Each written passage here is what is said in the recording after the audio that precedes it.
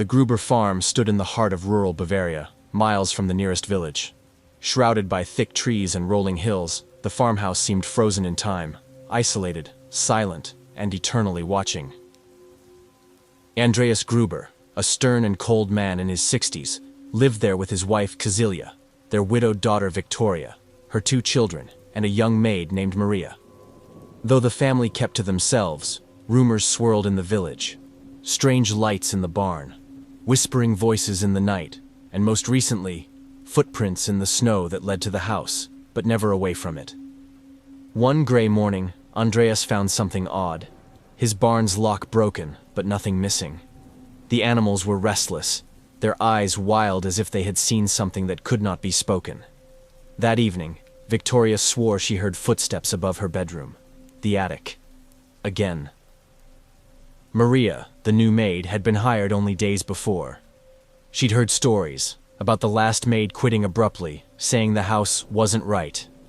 Now, as night fell, Maria sat alone in the kitchen, listening to the slow creak of old wood above her. Not wind, not mice. These were steps. Andreas brushed her concerns off. "This is an old house," he snapped. But even he didn't sleep well that night. Lying in bed beside his wife, Andreas stared up at the ceiling. A faint sound of breathing seemed to echo through the wooden beams. Steady, shallow, deliberate. The barn, the attic, the woods, something was watching. One afternoon, Victoria noticed straw scattered across the barn floor. Not unusual, except this straw was flattened, as if someone had been lying in it. And near it, old crusts of bread and an empty water jug. Someone had been living in the barn. She told Andreas, who reluctantly went to inspect it. That night, he nailed the barn door shut from the inside. But the next morning, the door was open again. And now, more than ever, the family heard it. Movement above them. The dragging of footsteps. A cough. The groan of floorboards under weight. The attic was empty when they checked, but the smell of sweat and hay lingered, and buried in a corner of straw, a dirty, rusted knife. The snow returned. Thick, heavy flakes blanketed the countryside. The village felt farther than ever. Maria was the first to break. "I can't stay here. I feel him watching me." "Who?" Victoria asked. "The man in the attic," she whispered. That night, little Cecilia, the granddaughter, begged not to sleep alone. "There's someone up there. He talks to me when it's dark." The family huddled together in the parlor. They bolted every door, covered every window, but no matter how they tried, they could not silence the sounds above, and worse, they began to hear them in the walls, in the barn, behind the straw, eyes. They felt them everywhere. March 31st, 1922. No one in the village saw the Grubers again after that day. Their neighbor, Lorenz Schlittenbauer, came to check days later. What he found made the town weep in horror. Inside the barn, beneath piles of hay, lay the bodies of Andreas, Cecilia, his wife, Victoria, and the young girl Cecilia. Heads crushed by a heavy mattock. Inside the house, Maria and young Joseph were found dead in their beds. There were no signs of robbery, no clear motive. But someone had lived in that house for days after the murders. Meals had been eaten, animals fed. The fire still warm in the hearth. Whoever had watched them from the attic had finally come down and vanished. The police searched, they questioned, they speculated. No one was ever charged, but the townsfolk knew the truth. Someone had lived with the Grubers long before they died. Watching, waiting. Some say it was a vagrant. Others whispered of something older. A spirit, a curse. Something that wore a human face, but wasn't one. Years later, the house was demolished. But travelers still report strange sights in the woods. A flicker of movement in an abandoned field, a figure standing silently in a ruined barn. And if you ever find yourself alone on a foggy night, deep in the Bavarian countryside, be still. Because if you listen closely, you might hear breathing in the straw.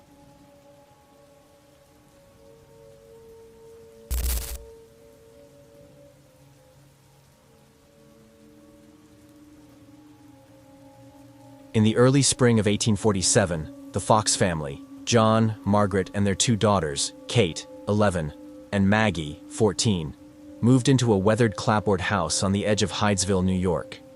It sat near the woods, standing alone like an abandoned thought. The structure groaned with age, floorboards swollen with years of damp winters. Locals called it the Old Bell House, vacant for over a decade. Some whispered that the last tenant had vanished without a trace. But the Foxes, humble and hopeful, paid no mind to rumors. The first few nights were quiet, until they heard the knocks. It began softly, taps in the walls, small sounds that could be dismissed as rats or wind. But Kate noticed a pattern. She clapped once. A second later, something from under the floor clapped back. Once, curious, she clapped 3 times. Again, 3 knocks echoed from beneath the planks. She laughed at first. Maggie joined. Then they told their parents. Margaret, skeptical, asked, "Are you a person?" 1 knock. "Did you die in this house?" 1 knock. "Are you angry?" 3 thunderous knocks. That night, none of them slept. John began searching. He checked the basement, the attic, behind every wall and beam. Nothing. No one. But Maggie began seeing shadows at the corners of her eyes. A man standing just out of reach, always watching, never moving. Kate said he had no face, only holes where eyes should be, and a mouth frozen in silent screaming. Margaret dismissed them until she saw him too, in the mirror, over her shoulder, gone when she turned. But the sense of dread stayed, and the knocking continued, faster, more insistent. Then the scratching began. The cellar was more dirt than stone, damp and foul-smelling. One evening, John found a section where the soil had sunken inward, as if something once buried had settled with time. He dug. At first, just old wood. Then a child's shoe, a strip of cloth, and deeper still, a single tooth, brown and cracked. Margaret screamed when she saw it. That night, the house trembled with noise. Knocking came from every wall, the ceiling, the floor, even the bed frame. Kate began sleep-talking, muttering phrases like, "Still down there, still bleeding, still waiting." A local pastor came. He prayed. The house laughed. Neighbors were invited to witness the phenomenon. They formed a circle, asking questions aloud. "Were you murdered?" 1 knock. "Is your killer still alive?" 1 knock. "Is he near?" 3 deafening knocks. Someone asked, "What's your name?" Silence. Then the floorboards creaked, and blood trickled from a crack near the fireplace. A deep groaning came from under the house. Not wind, not pipes. It was a man's voice, gurgling through soil and time. Months later, under pressure from townsfolk and church leaders, a full excavation was conducted in the cellar. They found him. The skeleton of a man, jaw shattered, ribs broken, buried in a shallow grave. Beside him, a rusted knife. The town gasped. The Fox family packed. They intended to leave Heidesville, but it was too late. Even after leaving the house, the sounds followed them. Knocks in hotel walls, whispers from the ceiling, cold air brushing their faces at night. Kate woke with bruises on her arms. Maggie stopped speaking. Margaret began to hear voices speaking in languages she didn't know. They never escaped. Eventually, Kate and Maggie were known across the country as spirit mediums. Some believed them. Others called them frauds. But in private, the sisters confessed, "We never invited it. It spoke first. It followed us because we listened." The old house in Heidesville was torn down, but travelers to the overgrown lot still speak of strange things. Knocking from the earth, cold spots in the windless grass, a man's shape seen standing at dusk, mouth open, eyes missing, and sometimes when the moon is low and the ground is quiet, if you speak into the soil it replies, 1 knock for yes, 2 for no, 3, when he's already behind you.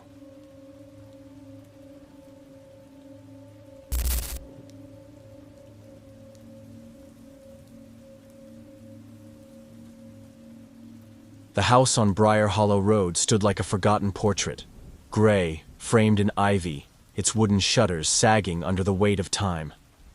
In the autumn of 1938, Samuel Wren, a 42-year-old widower, returned to the home he once swore never to set foot in again. He brought with him his 10-year-old daughter, Clara, a quiet, pale girl who hadn't spoken much since her mother passed. The house belonged to Sarah Wren, Samuel's late mother. She had died in the very room at the top of the stairs, the one she never let anyone enter. Not when she was alive, not even in death. The townsfolk called it the widow's room. The rest of the house opened easily, despite years of dust and rot. But the door to Sarah's old room refused to budge. The key was missing, and no amount of force would move the iron handle.